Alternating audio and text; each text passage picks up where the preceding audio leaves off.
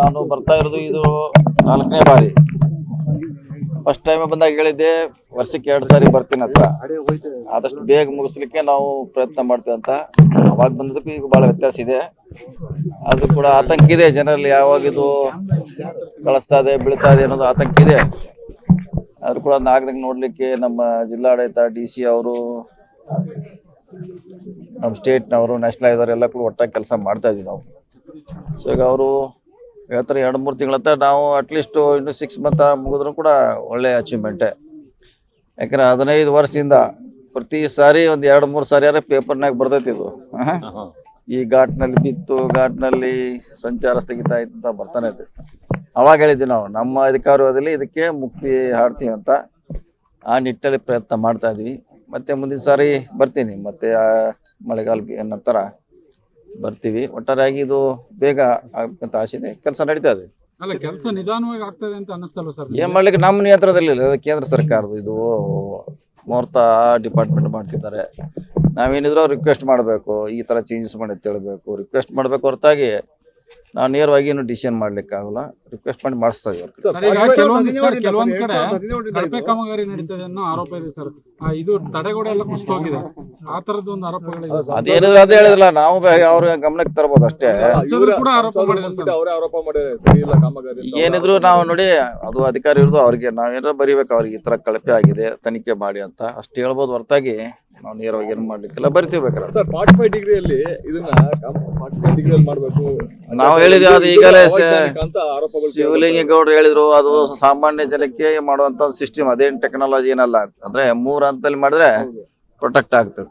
ಈಗಲೇ ಹೇಳಿದ್ರೆ ಅದನ್ನು ಅದೇ ರೀತಿ ಮಾಡ್ತೀವಿ ಅಂತ ಕೂಡ ಅವರು ಪ್ಲಾನ್ ತೋರಿಸಿದ್ದಾರೆ. ಮಾಡಿದ್ರೆ ಒಳ್ಳೇದು. 2017ರಿಂದ ಇದು ಸ್ಟಾರ್ಟ್ ಆಗಿದೆ ಸರ್. ಈಗ 9 ವರ್ಷ ಆಯ್ತು. ಹಾಸನದಿಂದ ಮಾರ್ನಹಳ್ಳಿ 45 ಕಿಲೋಮೀಟರ್ 9 ವರ್ಷ ಬೇಕಾಗ್ತದೆ. ಅದೇ ನೀವು ಅವ್ರ ಕೇಂದ್ರದವ್ರು ಯಾರು ಬಂದ್ರೆ ಅವ್ರನ್ನ ಕೇಳಬೇಕಿತ್ತು. ಮಂಡಿ ಬಂದಾಗ ಕೇಳಿರೋ ಒಳ್ಳೇದಿತ್ತು, ನೀವು ಕೇಳಿಲ್ಲ ಅವಾಗ. ಇಲ್ಲ ಹೇಳಿದೀವಿ, ಅದು ನಿಮ್ಗೂ ಕೂಡ ಇಲ್ಲ, ಅದನ್ನ ಹೇಳಿದಲ್ಲ, ನಾವು ಸಜೆಷನ್ ಮಾಡ್ಬೋದು, ರಿಕ್ವೆಸ್ಟ್ ಮಾಡ್ಬೋದು, ಅಷ್ಟೇ ಇದೆ ನಮ್ಮ ಕಡೆ. ಅದನ್ನ ಮಾಡ್ತಾ ಇದ್ವಿ, ಮಾಡ್ಸೋಣ. ಏನಾದ್ರೂ ಕೂಡ ಡಿಲೇ ಆಗಿಲ್ಲತ್ತಿಲ್ಲ. ಇನ್ನು ಅದನ್ನ ಹೇಳ್ಕೊತ ಕೂತ್ರೆ ಹೇಳಿಕ್ಕಾಗಲ್ಲ. ಬಹಳ ಸರ್ಕಾರ ಚೇಂಜ್ ಆಯ್ತು, ಮುಖ್ಯಮಂತ್ರಿ ಆದ್ರು, PWD ಮಂತ್ರಿಗಳಾದ್ರು. ಸೊ ಅದು ಮುಗಿತಾ ಇಲ್ಲ. ನಮ್ಮ ಅವಧಿಯಲ್ಲಿ ಇದು ಮುಕ್ತಿ ಆಗ್ಬೇಕಂತ ನಮ್ದು ಆಸೆ ಇದೆ.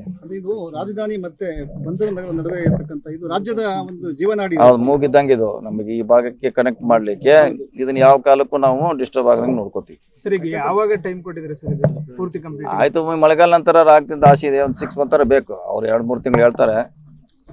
ಅವಾಗ ನಾವು ಬಂದಾಗ ಹೇಳಿದ್ವಿ 1 ವರ್ಷ ಅಂತ ಹೇಳಿದ್ರು. 2 ವರ್ಷ ಅಂತ ನಾವು ಹೇಳಿದ್ವಿ. 2 ವರ್ಷಕ್ಕೆ ಒಂದು ಹಂತಕ್ಕೆ ಬಂದಿದೆ.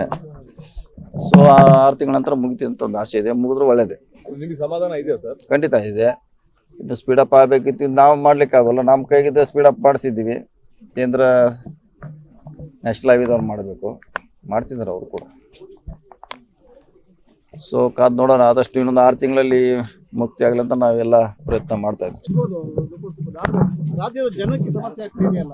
ಹೌದು, ಮಾಡೋಣ. ಅದೇ ಮತ್ತೆ ಅಲ್ಲಿ ಬಂದ್ರಲ್ಲ, ಅದಕ್ಕೆ ಅದೇ ಅಥಾರಿಟಿ ನಾವಲ್ಲ. 1 ಇಂಚ್ ಕೂಡ ಸರಿಸಲಿಕ್ಕೆ ನಮ್ಗೆ ಅಧಿಕಾರ ಇಲ್ಲ. ಪ್ಲಾನ್ ಎಸ್ಟಿಮೇಟ್ ಅವ್ರದ್ದು, ಡಿಸೈನ್ ಅವ್ರದ್ದು, ಇಂಜಿನಿಯರ್ ನಮ್ಮ ರಸ್ತೆಯವ್ರಿಗೆ ಹ್ಯಾಂಡ್ ಓವರ್ ಮಾಡಿದ್ದೀವಿ. ಆದ್ರೂ ಕೂಡ ನೀವು ಹೇಳಿದಂಗೆ ನಾವು ಕೂಡ ಆರೋಪ ಮಾಡ್ತಾ ಇಲ್ಲ. ಅವ್ರು ಮಾಡಿದ್ರಂತ ಹೇಳೋದು ಅನಿವಾರ್ಯ ಇದೆ. ನಾವು ಹಿಂದೆ ಬಂದಾಗ ಆರೋಪ ಮಾಡಿಲ್ಲ. 2-4 ಸರಿ ಬಂದ್ರು ಕೂಡ ನಾವು ಆರೋಪ ಮಾಡಿಲ್ಲ. ಈಗ ಮೊನ್ನೆ ವಿರೋಧ ಪಕ್ಷ ನಾಯಕರು ಬಂದು ಅದು ನಮ್ಮ ಮೇಲೆ ಆರೋಪ ಮಾಡೋದ್ರಿಂದ ಅನಿವಾರ್ಯವಾಗಿ ನಾವು ಅದನ್ನ ಸಮರ್ಥನೆ ಮಾಡಲೇಬೇಕು.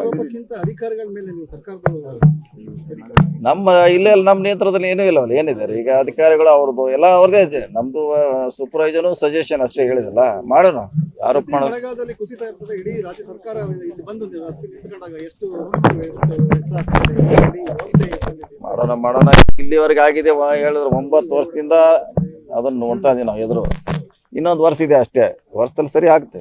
ರಾಜ್ಯ ಸರ್ಕಾರ ಜನರ ಪರವಾಗಿ ನಿಲ್ಬೇಕು, ಜನಕ್ಕೆ ಸ್ಪಂದಿಸಬೇಕು ಅನ್ನುವಂಥದ್ದು ವಿಪಕ್ಷ ನಾಯಕ ಆರ್ ಅಶೋಕ್ ಒತ್ತಾಯ.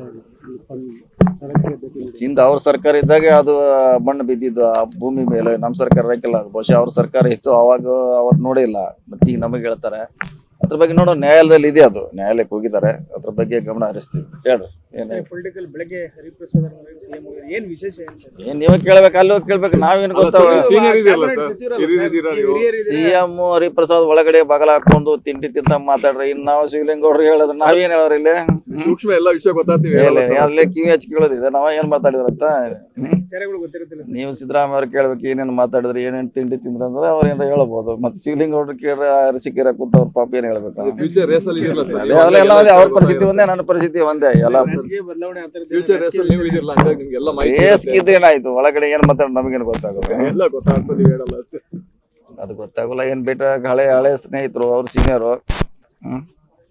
ಒಂದೊಂದು ಸಾರಿ ಹೇಳ್ತಾರಲ್ಲ ಪದೇ ರಾಜಕೀಯಲ್ಲಿ ಯಾರು ವೈರಿಗಳಲ್ಲ, ಹೆಂಗ್ರೆ ಶಾಶ್ವತ ಮಿತ್ರರು ಎಲ್ಲ ಅಂತ. ಹಂಗಿದ್ದೇ ಇರ್ತೈತೆ. ಒಂದ್ಸಲ ಫೈಟ್ ಮಾಡ್ತಾರೆ, ಒಂದ್ಸಲ ಕೂಡ್ತಾರೆ, ನಡೀತಾನೆ ಇರ್ತೈತೆ.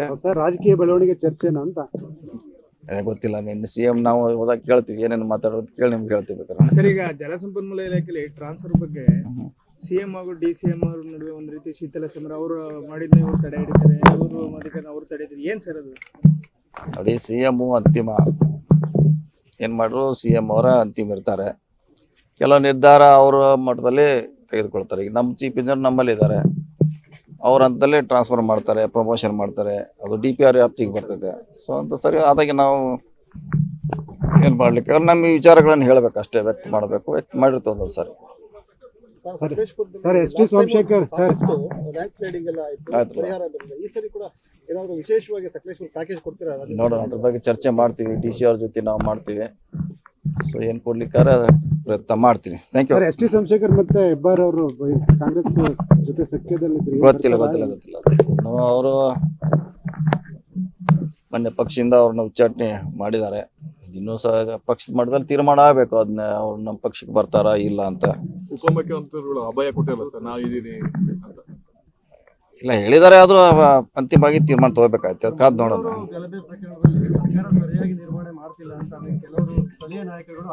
ಇಲ್ಲ ಹೇಳ್ತಾರೆ, ಪೊಲೀಸರು ಮಾಡೇ ಮಾಡ್ತಾರ. ಅದು ಮಂಗಳೂರಿನಲ್ಲಿ ಸಮಸ್ಯೆ ಇದೆ, ಜಿಲ್ಲೆ ಮೊದಲಿಂದ ಇವತ್ತಿಂದ ಹೊಸದಲ್ಲ. ಪೊಲೀಸರು ತಮ್ಮ ಪ್ರಯತ್ನ ಮಾಡ್ತಾರೆ. ಸರಿ, ಅವ್ರ ಕೈ ಮೀರಿ ಕೂಡ ಹೋಗಿರ್ತದೆ. ಸೊ ಕಾನೂನು ಕ್ರಮ ಕೈಗೊಳ್ತಾರೆ. ಇದ್ದೇ ಇದೆ. ಇಲ್ಲಿ ನಾವು ಹೇಳ್ತೀವಿ, ನಾವು ಒಪ್ಕೊಳ್ತೀವಿ. ಹಿಂದಿನ ಸರ್ಕಾರದಲ್ಲಿ, ನಮ್ಮ ಸರ್ಕಾರದಲ್ಲಿ ನಿರಂತರವಾಗಿ ಇದ್ದೇ ಇದೆ. ಒಂದೇನು ಶಾಶ್ವತ ಪರಿಹಾರ ಸರ್ಕಾರ ಅದ್ರ ಬಗ್ಗೆ ಚಿಂತನೆ ಮಾಡೋದು ಅವಶ್ಯಕತೆ ಇದೆ. ಸರಿ, ಕಮಲ್ ಹಾಸನ್ ಹೇಳಿಕೆ ವಿಚಾರದಲ್ಲಿ ಸಚಿವರು ಹೇಳಿದ್ರು ಸರ್, ಅವರ ಸಿನಿಮಾಗಳನ್ನ ಕರ್ನಾಟಕದಲ್ಲಿ ನಿರ್ಬಂಧ ಮಾಡಬೇಕಂತ ಶಿವರಾಜ್ ತಂಗಡಿ ಅವ್ರಿಗೆ ಹೇಳಿದ್ರು. ನೋಡೋಣ, ಅದ್ರ ಬಗ್ಗೆ ಏನು ಭಾಳ ಮಹತ್ವ ಕೊಡೋದ ಅವಶ್ಯಕತೆ ಇಲ್ಲ. ಈಗ ಅವರು ಏನೋ ಹೇಳಿದ ಅನ್ಬೇಕು, ನಮ್ಮ ಕನ್ನಡಕ್ಕೆ ಏನು ಅಂತ ಕೆಳಗೆ ಹೋಗೋದಿಲ್ಲ. ಅದು ಅದ್ರ ಸ್ಥಾನಮಾನ ಮೇಲ್ಮಟ್ಟದಲ್ಲಿ ಇದೆ ಕನ್ನಡಕ್ಕೆ. ಅವ್ರ ವೈಯಕ್ತಿಕ ಅಭಿಪ್ರಾಯ ಹೇಳಿದ್ರು ಕೂಡ ಅದಕ್ಕಿಂತ ಭಾಳ ಮಹತ್ವ ಕೊಡೋದ ಅವಶ್ಯಕತೆ ಇಲ್ಲ. ಕನ್ನಡ ಯಾವಾಗಲೂ ಉನ್ನತ ಸ್ಥಾನದಲ್ಲಿ ಇದ್ದೇ ಇದೆ, ಗೌರವ ಇದ್ದೇ ಇದೆ. ಈ ವಿಡಿಯೋ ನಿಮಗೆ ಇಷ್ಟವಾದಲ್ಲಿ ಲೈಕ್ ಮಾಡಿ, ಶೇರ್ ಮಾಡಿ, ಸಬ್ಸ್ಕ್ರೈಬ್ ಮಾಡಿ.